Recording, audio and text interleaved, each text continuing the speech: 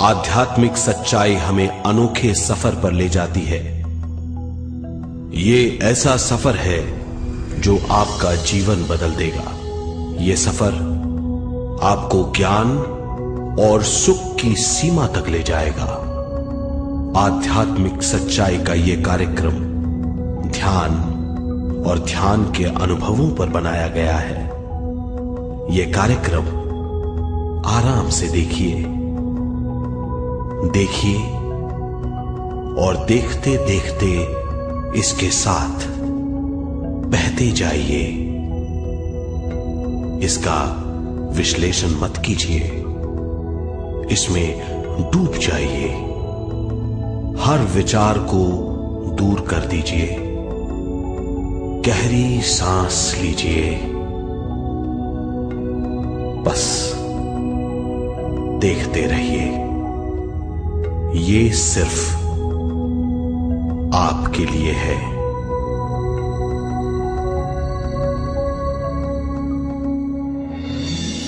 इस पूरी सृष्टि के हम एक बहुत छोटे से कण हैं। हम सबकी एक ही खोज है, अच्छा स्वास्थ्य, शांति, ज्ञान, सौभाग्य, शक्ति। मतलब हर समय हर हाल में सुख और शांति की कामना। ये पाने के लिए हर इंसान कड़ी मेहनत करता है, मगर क्या हम इसे पा सकते हैं? जी हां, ये हासिल की जा सकती है। ये सब तभी मुमकिन है जब हम आत्मज्ञान और विश्व शक्ति को समझ लें।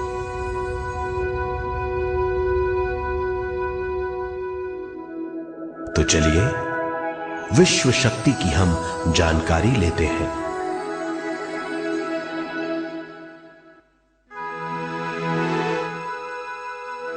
विश्व शक्ति पूरे विश्व में मौजूद है। इस शक्ति से पूरा तारापुंज, ग्रह, मनुष्य, परमाणु बंधे हुए हैं। ये हर जगह मौजूद है।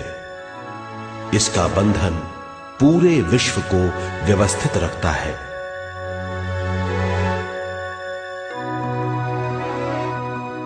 विश्व शक्ति जीवन शक्ति है, दिव्य शक्ति है।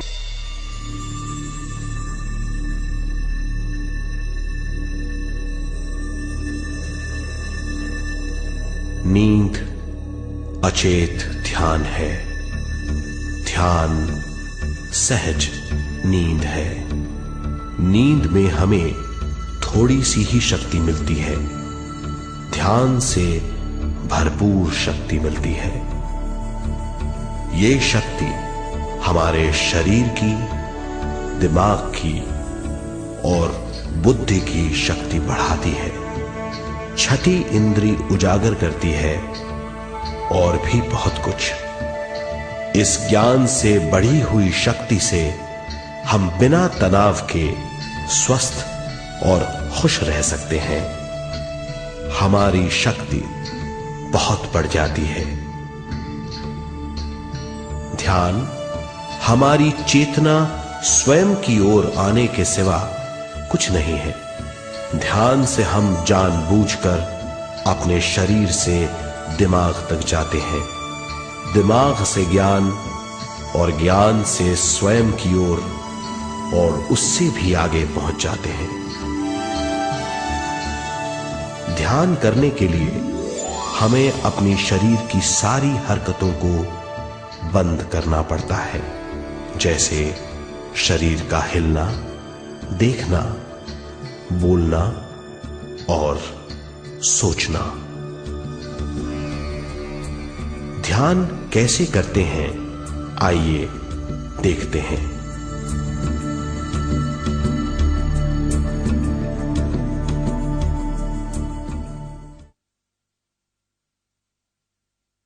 ध्यान के लिए पहला काम है स्थिति। आप किसी भी तरह बैठ सकते हैं। बैठना आरामदेह और निश्चल होना चाहिए। हम जमीन और कुर्सी पर बैठकर ध्यान कर सकते हैं। ध्यान हम किसी भी जगह कर सकते हैं जहां हम सुखदायी हों। आराम से बैठिए, पैरों को मोड़िए, उंगलियों को फंसाइए, आंखें बंद कर लीजिए। अंदर और बाहर की आवाजों पर रोक लगाइए। किसी भी मंत्र का उच्चारण नहीं कीजिए। पूरे शरीर को ढीला छोड़ दीजिए। ढीला, बिल्कुल ढीला।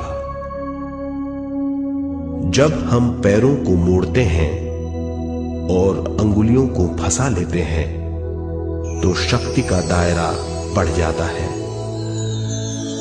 स्थिरता बढ़ जाती है। आंखें दिमाग के द्वार हैं, इसीलिए आंखें बंद होनी चाहिए। मंत्रोच्चारण, कोई भी ध्वनियां अंदर की या बाहर की मन की क्रियाएं हैं, इसीलिए इन्हें बंद करना होगा। जब शरीर ढीला छोड़ दिया जाता है, चेतना दूसरे कक्ष में पहुंच जाती है, मन और बुद्धि। मन विचारों का समूह है। बहुत से विचार हमारे मन में उभरते रहते हैं। जब विचार आते हैं तो प्रश्न भी उठ खड़े होते हैं, जाने और अनजाने। मन और बुद्धि को भावातीत करने के लिए हमें अपनी सांस पर ध्यान देना चाहिए। अपने आप पर ध्यान देना हमारी प्रकृति है। जानबूझकर सांस न लीजिए। जानबूझकर सांस लीजिए, न छोड़िए। सांस लेना या छोड़ना अनायास होना चाहिए। प्राकृतिक सांस पर ध्यान दीजिए। ये इसकी व्याख्या है, यही तरीका है।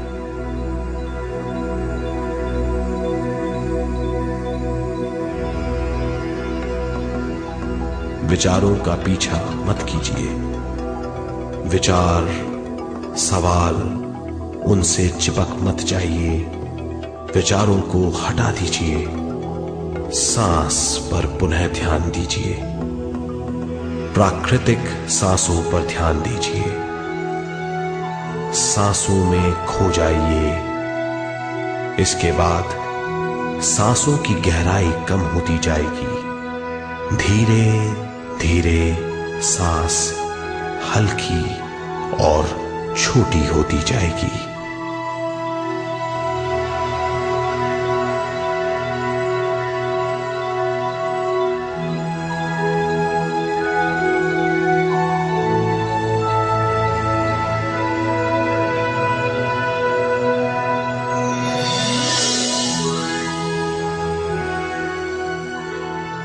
आखिर में सांस बहुत छोटी हो जाएगी और दोनों भावों के बीच में चमक का रूप ले लेगी। इस दशा में हर किसी में न सांस रहेगी न विचार।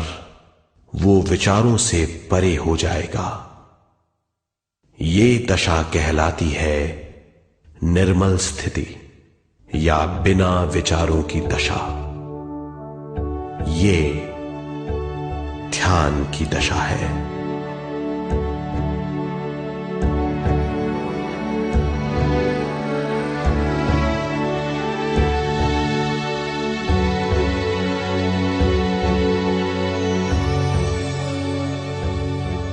ये वो अवस्था है जब हम पर विश्व शक्ति की बौछार होने लगती है। हम जितना ज्यादा ध्यान करेंगे उतनी ही ज्यादा विश्व शक्ति हमें प्राप्त होगी।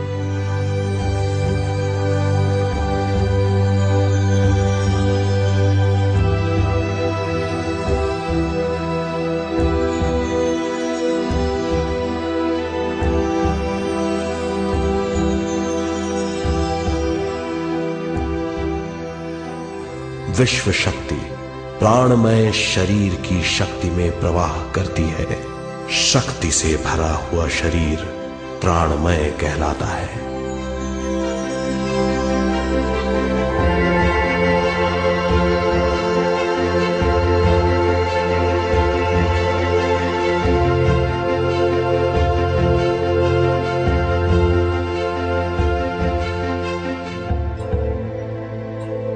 प्राणमय शरीर में 72,000 से ज्यादा रंग रहित नाड़ियां या शक्ति की नलियां होती हैं जो पूरे शरीर में फैली हुई हैं। शक्ति नलियां सिर के भाग से शुरू होती हैं। ये भाग ब्रह्मरंध्र कहलाता है।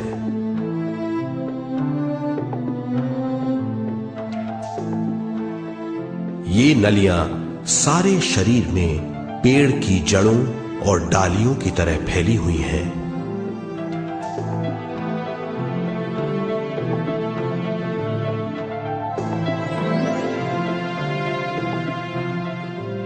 प्राणमय शरीर हमारे शरीर का विशेष आधार है। प्राणमय शरीर हमारे कार्य यहां तक कि हमारे अस्तित्व का स्रोत है। प्राणमय शरीर को गहरी नींद में या फिर ध्यान में विश्व शक्ति मिलती है। हम इस शक्ति का उपयोग अपनी सारी मानसिक और शारीरिक क्रियाओं में जैसे देखना, बोलना, सुनना, सोचना और शारीरिक कार्यों में करते हैं। इन्हीं सारे कर्मों का आधार विश्व शक्ति है।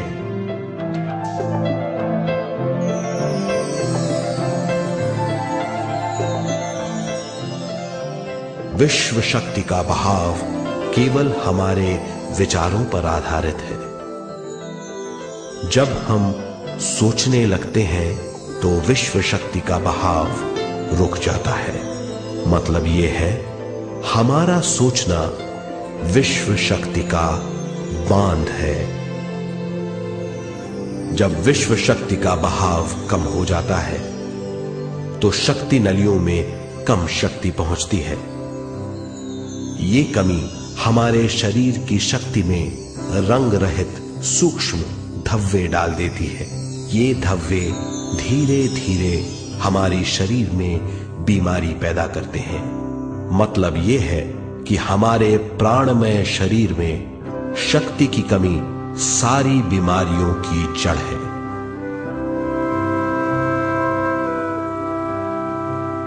ध्यान से हमें बहुत बड़ी मात्रा में विश्व शक्ति मिलती है।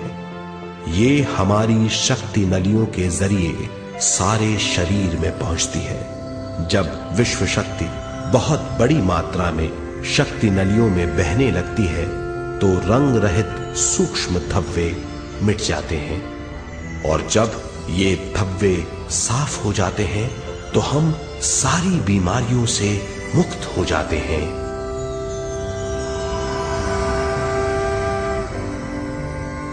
जब ब्रह्मरंध्र में शक्ति बहने लगती है तो हमें सिर में और सारे शरीर में भारीपन लगने लगता है। जब शक्ति हमारे नलियों को साफ करने लगती है तो हमें उस हिस्से में खुजली या दर्द का आभास होता है। कभी कभी हमें भौतिक शरीर के कई हिस्सों में दर्द भी महसूस हो सकता है। इन दर्दों को दूर करने के लिए हमें दवा लेने की जरूरत नहीं है। ज्यादा ध्यान करने से ये दर्द दूर हो जाते हैं।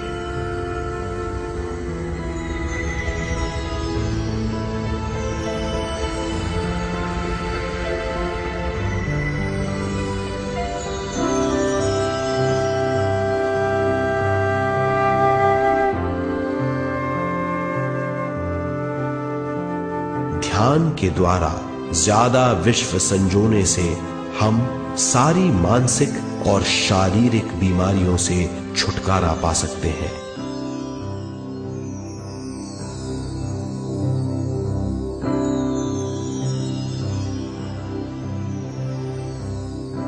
अगर हम पिरामिड के अंदर बैठकर ध्यान करें तो ध्यान की अवस्था साधारण से तिगुनी जल्दी पहुंच जाती है। अब हम ये मालूम करेंगे कि पिरामिड और पिरामिड की शक्ति क्या है।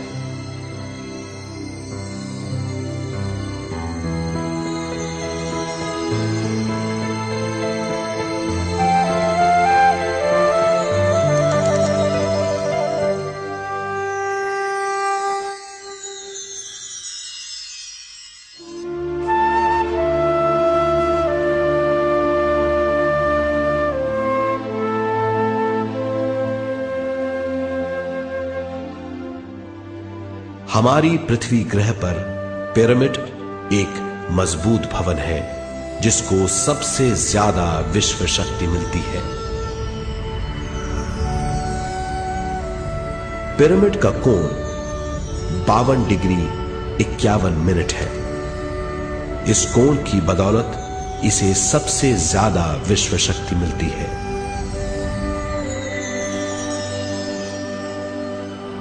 पिरामिड किसी भी चीज से बनाया जा सकता है।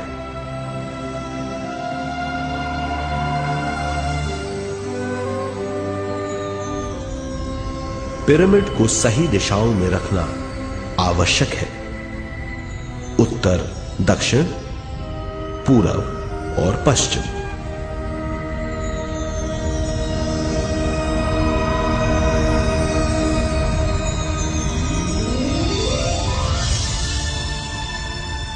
विश्व शक्ति इसके नीचे से 1/3 की ऊंचाई पर इकट्ठी होती है।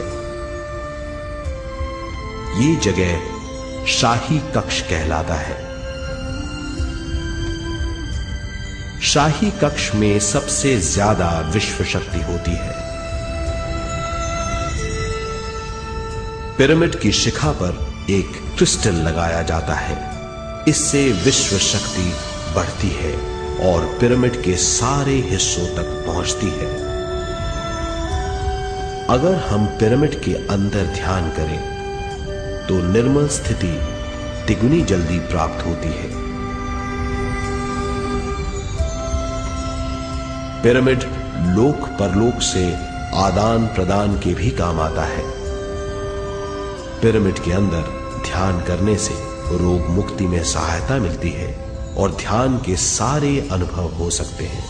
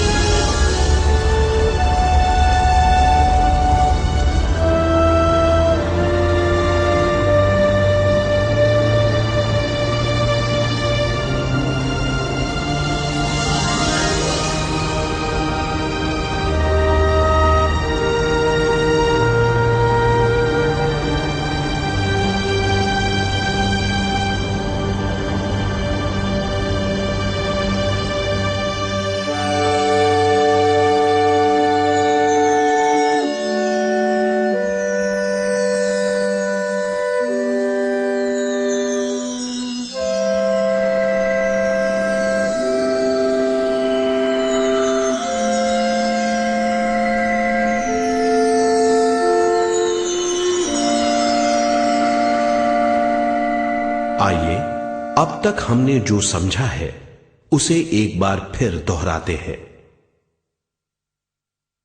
ध्यान स्वयं की ओर आने की यात्रा है। इसके लिए हमें शरीर को उत्कृष्ट बनाना पड़ता है। आरामदेह तरीके से बैठने से हमारा शरीर शिथिल हो जाता है और चेतना को भावातीत बनाने में सहायता मिलती है। अपनी प्राकृतिक सांसों पर ध्यान देने से हम अपना मन भावातीत बना लेते हैं जब हमारा शरीर भावातीत हो जाता है तो विश्व शक्ति बहने लगती है।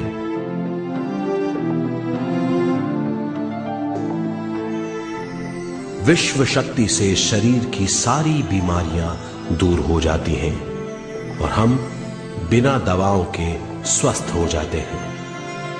ज्यादा से ज्यादा ध्यान करने से विश्व शक्ति सारे तनाव दूर कर देती है। जैसे जैसे हम ध्यान करते जाएंगे, हमारा मन शांत और विशाल होता चला जाएगा। इससे हमारी स्मरण शक्ति भी बढ़ेगी।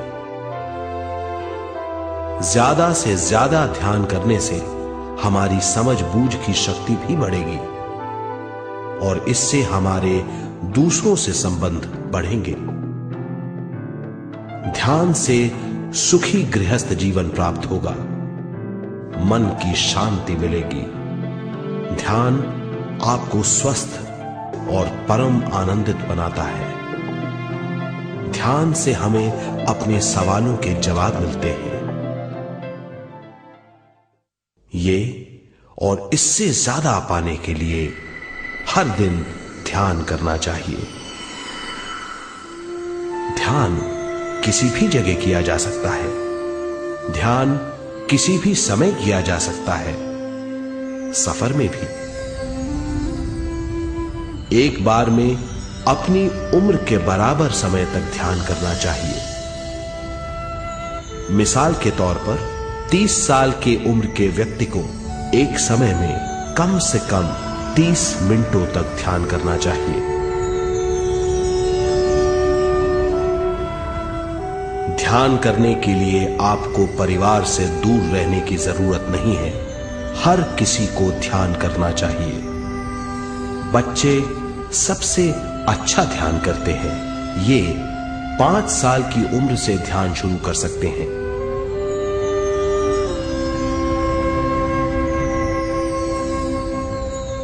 ध्यान करने के लिए आपको किसी गुरु या मास्टर की जरूरत नहीं है। आपका गुरु या मास्टर आपके भीतर है। आपका सांस आपका गुरु है। ये सबके लिए है।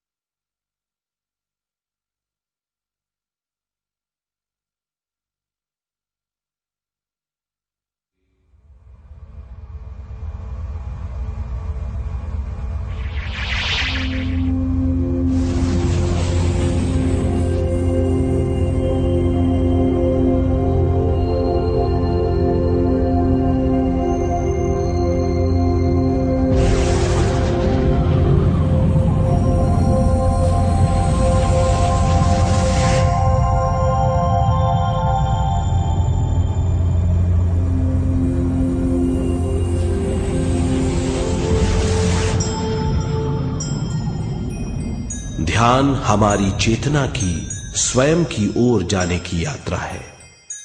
स्वयं तक पहुंचने के लिए हमें मन और शरीर को उत्कृष्ट बनाना पड़ता है। जब हम स्वयं पहुंच जाते हैं, तब हमें भरपूर विश्व शक्ति मिलती है। ज्यादा विश्व शक्ति हमें ज्ञान के क्षेत्र में ले जाती है। ज्ञान या बोध क्या है, इस पर विचार करते हैं।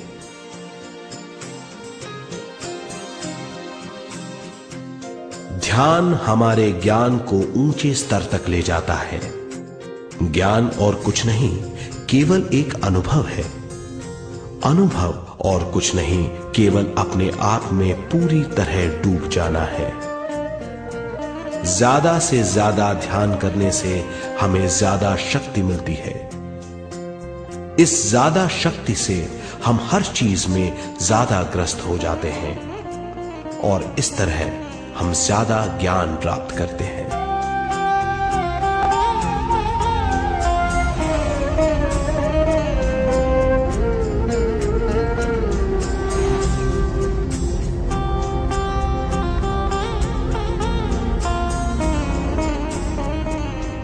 ज्ञान के द्वारा हमारी समझ बूझ और बुद्धिमत्ता में वृद्धि होती है।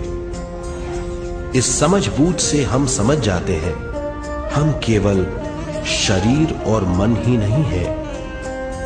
हम समझ जाते हैं कि हम एक अद्भुत जीव हैं और ज्यादा समझ के द्वारा अपनी समस्याओं से छुटकारा पा सकते हैं। ज्यादा शक्ति और ज्यादा ज्ञान हमारी चेतना का विस्तार करता है। चेतना का विस्तार ही आत्मा का ध्येय है। ज्यादा ज्ञान हमें विशिष्ट इंद्रियों द्वारा मिलता है, जैसे दिव्य चक्षु और सूक्ष्म शरीर।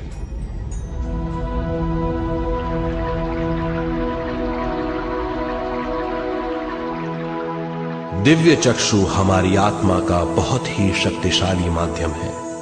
ये परलोक की वास्तविकता देखने, महसूस करने और सुनने का बहुत ही शक्तिशाली साधन है। आत्मा की ये तीन प्रक्रिया ही दिव्य चक्षु हैं।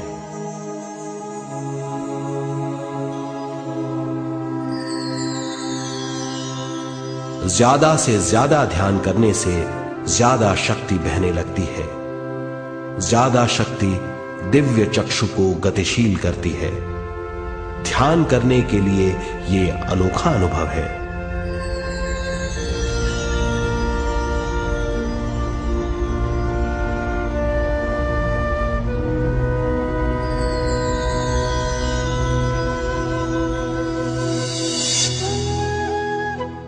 दिव्य चक्षु जब गतिशील होने लगता है, तब हमारे मस्तिष्क यानी माथे पर खिंचाव और खुजली होने लगती है।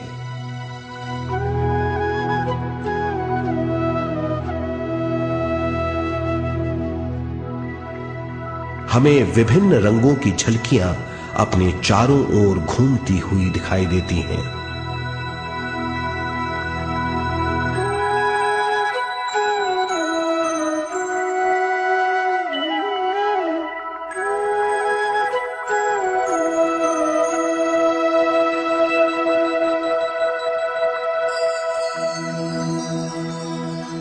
हमें फुसफुसाहट और चलने की आवाजें सुनाई देती हैं।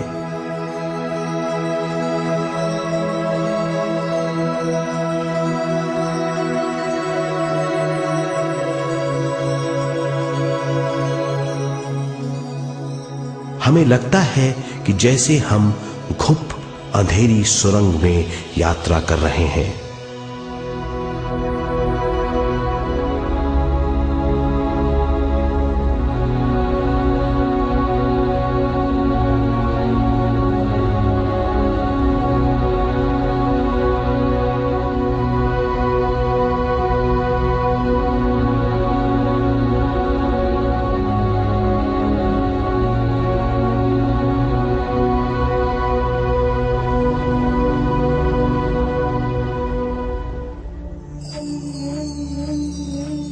जब हम ज्यादा ध्यान करते हैं तो हमारे प्राणमय शरीर को काफी दिव्य शक्ति मिल जाती है, जिससे हमारे दिव्य चक्षु की सिद्धि हो जाती है।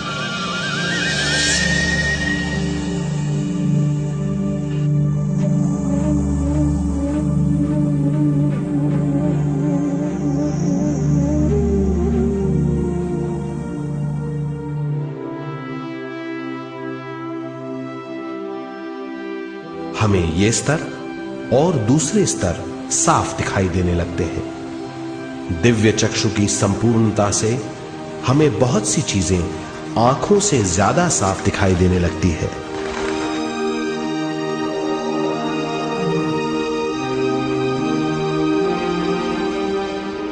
हमें दूसरे स्तरों की वास्तविकताएं दिखाई देने लगती हैं। हमें दिखाई देती हैं वो चीजें जो 5 ज्ञानेंद्रियों से भी दिखाई नहीं देती। हम महसूस करते हैं वो बहुत सी चीजें जो शब्दों में बयान नहीं की जा सकती।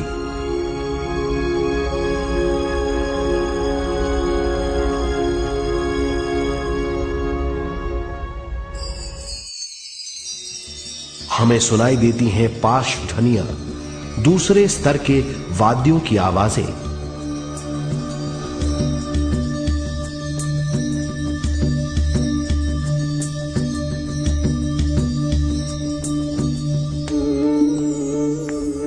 हमें दिखाई देते हैं वो महापुरुष जिनका शारीरिक रूप हमारे साथ नहीं है। हमें दिखाई देते हैं वो महापुरुष जिनका शारीरिक रूप हमारी कल्पना में है।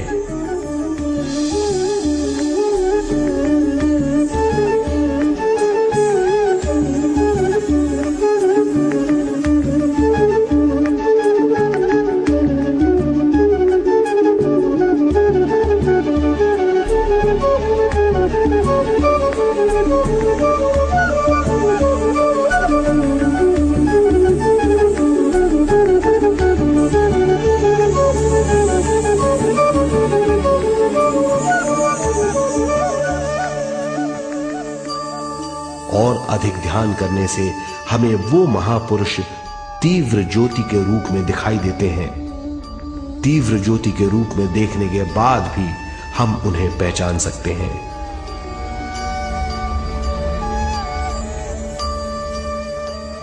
हम महापुरुषों का संदेश सुन सकते हैं।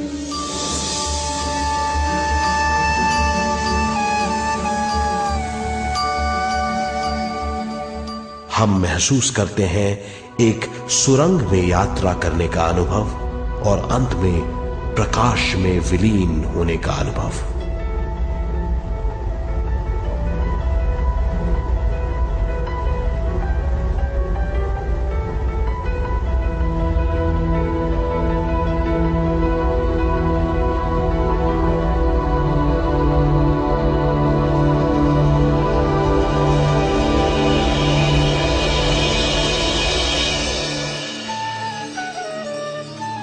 हम जानते हैं कि दिव्य चक्षु के अनुभवों के द्वारा हम अपनी सारी समस्याओं का समाधान महापुरुषों द्वारा भेजे गए संदेशों से कर सकते हैं या दूसरे लोगों की वास्तविकताओं द्वारा एक अनुभव के रूप में।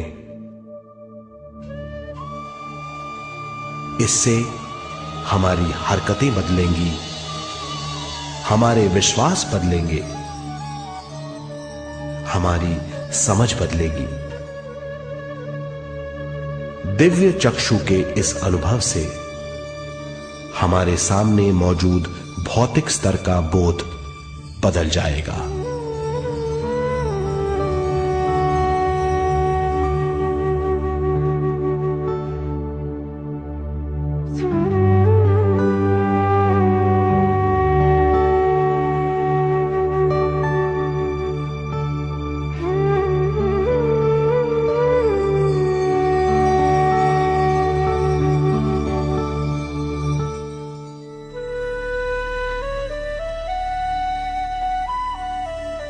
आइए अब हम स्वयं यानी शरीर के दूसरे साधनों की जानकारी लेते हैं।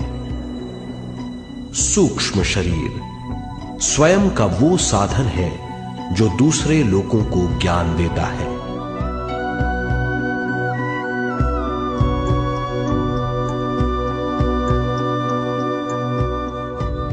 सूक्ष्म शरीर हमारी चेतना का दूसरा रूप है। हमारे भौतिक शरीर जैसा साधारण स्थिति में चेतना हमारे पूरे शरीर में मौजूद रहती है।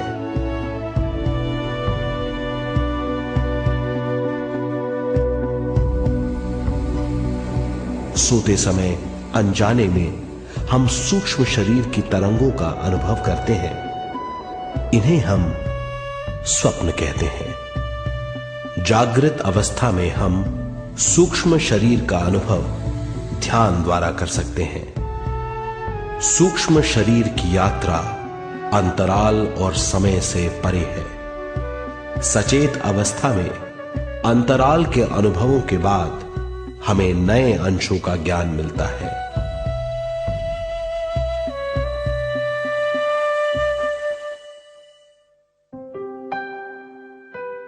ध्यान में भरपूर विश्व शक्ति मिलने के बाद चेतना जो हमारे पूरे शरीर में फैली हुई है, एक बिंदु की ओर जाने लगती है। जब चेतना बढ़ती है तो हमें भौतिक शरीर में झटकों का अनुभव होता है।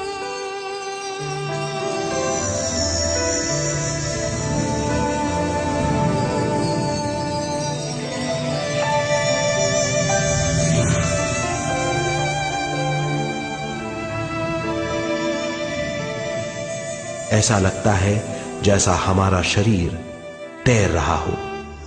लगता है हमारे हाथ पैर हैं ही नहीं।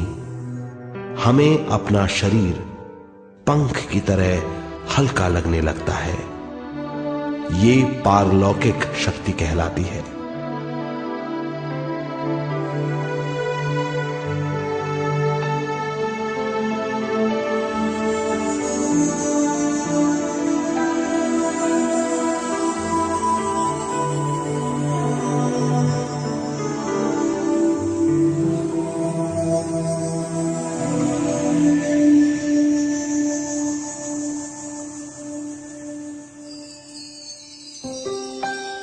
अधिक से अधिक ध्यान करने से हमें अधिक से अधिक विश्व शक्ति मिलती है। हमारी चेतना सूक्ष्म शरीर का रूप धारण करके बहुत तेजी से घूमने लगती है, जिससे हरकतें बढ़ने लगती हैं। इन हरकतों के बाद हमारा सूक्ष्म शरीर भौतिक शरीर से बाहर आने लगता है। ये दोनों शरीर चांदी जैसे डोर से जुड़े रहते हैं।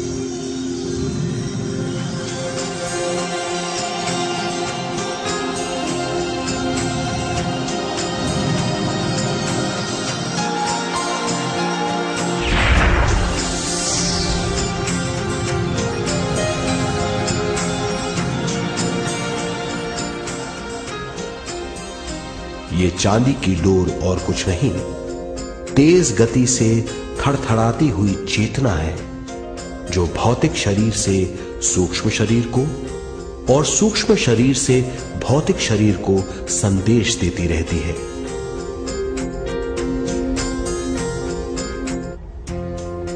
और इस तरह हम अंतराल का सफर तय करते हैं।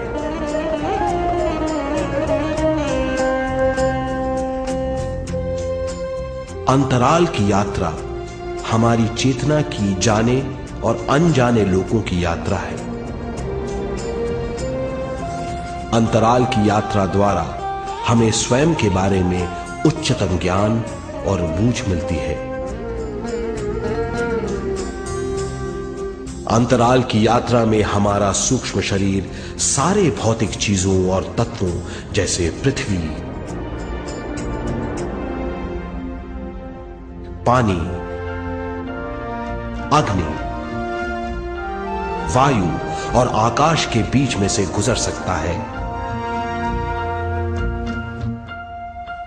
सूक्ष्म शरीर सारे लोगों के बीच से निर्भीक गुजर सकता है।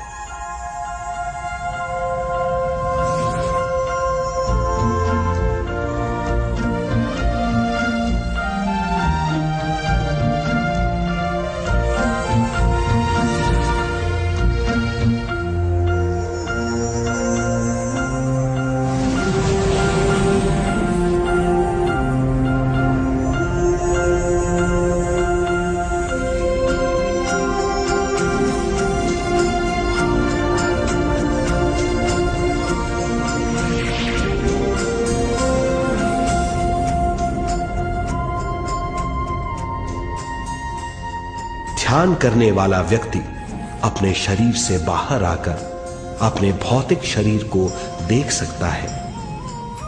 इससे उसे उच्चतम बोध होता है।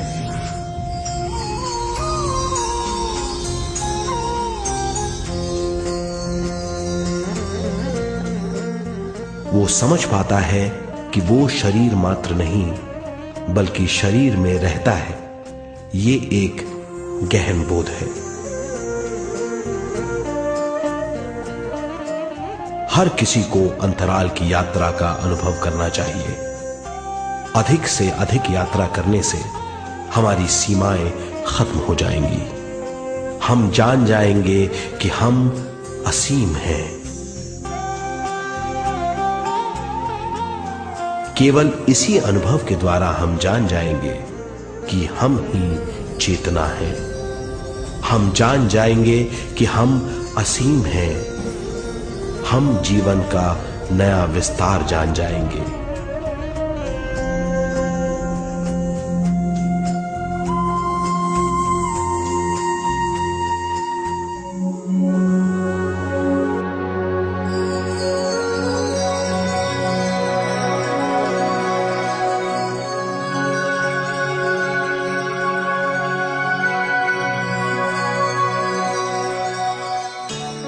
ज्यादा से ज्यादा ध्यान करने से हमें ज्यादा विश्व शक्ति मिलेगी। विश्व शक्ति द्वारा अपने हर काम में क्रियाशील होने की हमारी क्षमता बढ़ती है।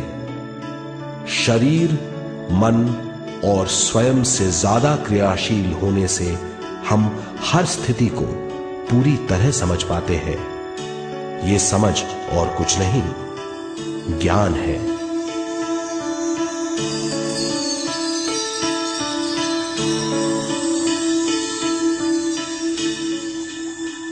साधारण मनुष्य को केवल अनुभव मिलता है, क्योंकि उस अवस्था में वो ज्ञान के बारे में नहीं सोचता, क्योंकि उस अवस्था का अनुभव वो केवल भौतिक समझ से करता है। ज्ञान योग उस अवस्था को पूरी तरह समझ लेता है, क्योंकि वो जानता है कि वो केवल शरीर नहीं, सिर्फ शरीर में रहता है। वो जानता है कि अवस्थाएं उसके विकास के लिए हैं। ध्यान के अनुभवों के बाद और व्यवहारिक जीवन में उनका प्रयोग करने से हमें अपार समझ का आभास होगा। इस समझ से हजारों दरवाजे खुल जाएंगे। ये दरवाजे हमारे जीवन की नई उपलब्धियों का नया विस्तार करेंगे। हमारी समझ से उपलब्धियों और ज्ञान की अधिक बढ़ोतरी होगी। इससे हमारी चेतना का विस्तार होगा, जो और कुछ नहीं बल्कि विवेक की उपलब्धि है। इस विवेक का अनुभव कुछ ऐसा होगा जैसे वो हजारों सुनहरी पत्तियों वाला कमल है।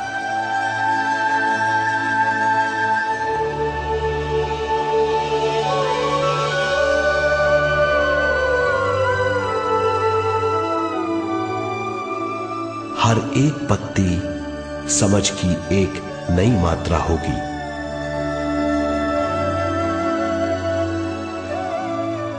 ज्यादा से ज्यादा मात्रा में समझने के बाद हमें दूसरे लोगों की मौजूदगी ज्यादा से ज्यादा समझ में आ जाएगी। इस समझ से हम जान जाएंगे कि मृत्यु कभी नहीं होती।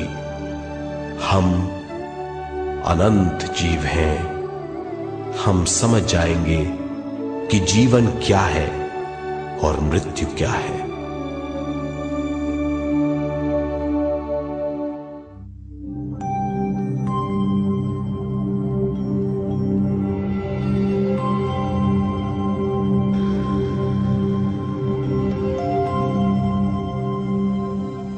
हम इस धरती पर विश्व चेतना की एक कण के रूप में आते हैं।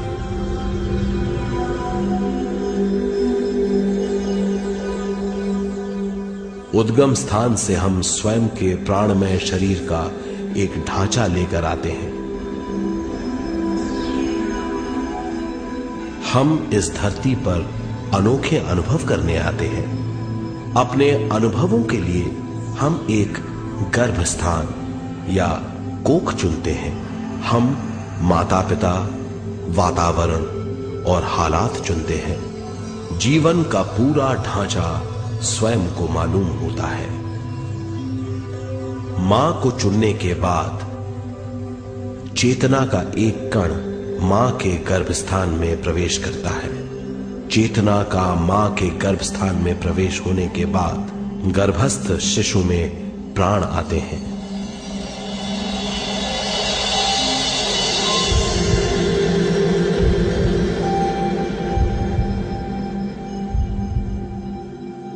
प्राणमय शरीर में विश्व शक्ति के हिसाब से और उनके कारणों से प्राकृतिक शरीर बनने लगता है। चेतना बारंबार उद्गम स्थान में आती रहती है और जब तक पहली सांस आती है, मां के गर्भस्थान से बाहर आने के बाद वो बाहर की पहली सांस लेता है। इसे जन्म कहते हैं।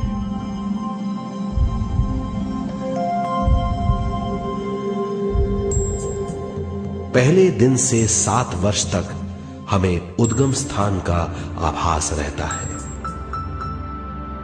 7 वर्ष की उम्र से दिमाग अपना आकार लेना शुरू करता है। 14 वर्ष में यह क्रिया पूरी हो जाती है। बुद्धि की क्रियाशीलता 14वें वर्ष से शुरू होकर 21वें वर्ष में संपूर्ण हो जाती है। 21वें वर्ष से 28वें वर्ष तक मनुष्य शरीर, दिमाग और बुद्धि के मिश्रण का अनुभव करता है। 28वें वर्ष की उम्र से जीवन उसकी स्वयं की बुद्धि पर निर्भर करता है। अगर मनुष्य स्वयं से आगाह नहीं होता तो उसकी चेतना शरीर और दिमाग के बीच में अटकी रहती है और यहीं से सारे दुख शुरू हो जाते हैं। वो हालात समझ नहीं पाता। इससे हर बात सोचनीय हो जाती है। वो अपने आप को गुप्त कठोरता के आंचल में छुपा लेता है। कठोरता विश्व शक्ति के बहाव को रोक देती है, जिसके कारण वो शारीरिक बीमारियों के दबाव और तनाव में फंस जाता है। वो अपना जीवन बिना सावधानी के बिताता है। वो अपने जीवन का उद्देश्य नहीं समझ पाता। वो बचपन से जवानी, जवानी से बुढ़ापे तक जीवन बिताकर पृथ्वी से सिधार जाता है। वो अपने जीवन का उद्देश्य पूरा नहीं कर पाता।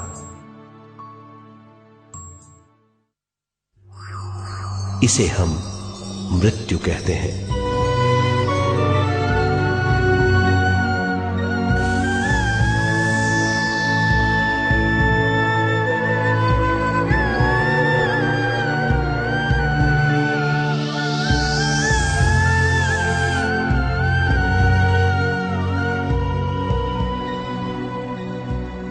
मृत्यु के बाद भी उसके दिमाग का कठोर स्तर, गलत बूझ चेतना को उद्गम स्थान नहीं पहुंचने देती।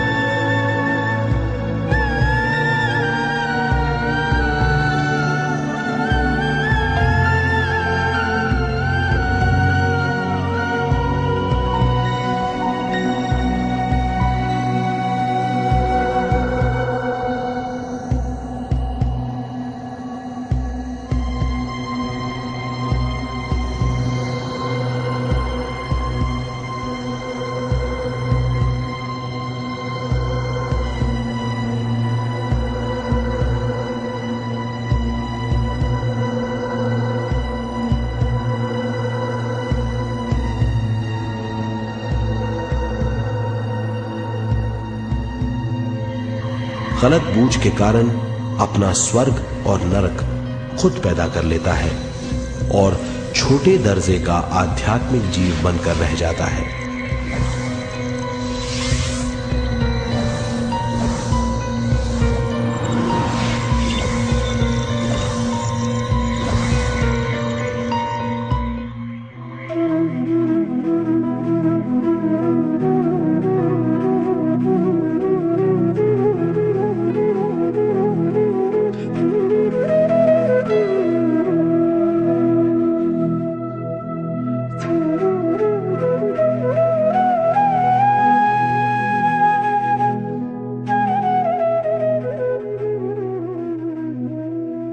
अगर मनुष्य स्वयं में सरोवर होकर अपना जीवन शुरू करता है तो वो हर हाल में आनंद पूर्वक रहेगा।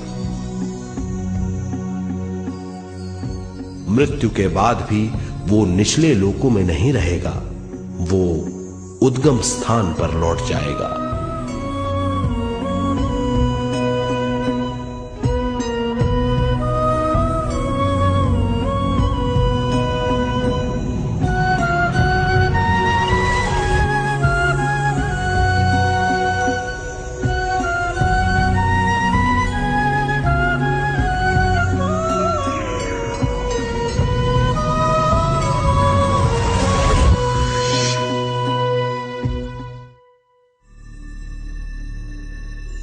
दिव्य चक्षु अनुभव और सूक्ष्म शरीर अनुभवों से ज्यादा ज्ञान प्राप्त होता है।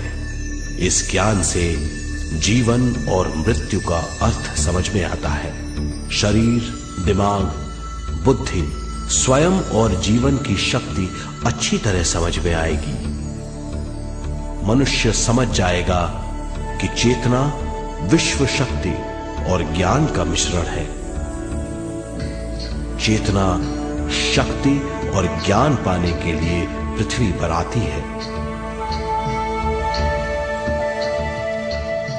सदा सच्चाई के सहारे जीने से मनुष्य पूरी सृष्टि की निर्माण व्यवस्था को पूर्ण रूप से समझ सकता है।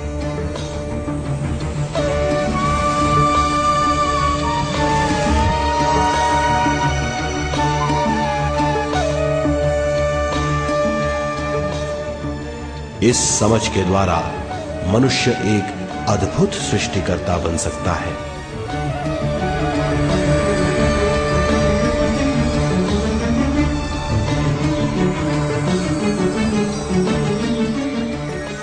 और फिर मनुष्य का हर वाक्य ब्रह्म वाक्य होगा। वो जो सोचेगा वो संपूर्ण होगा। उसका हर कार्य एक नया आविष्कार होगा। यही है ज्ञान बोध।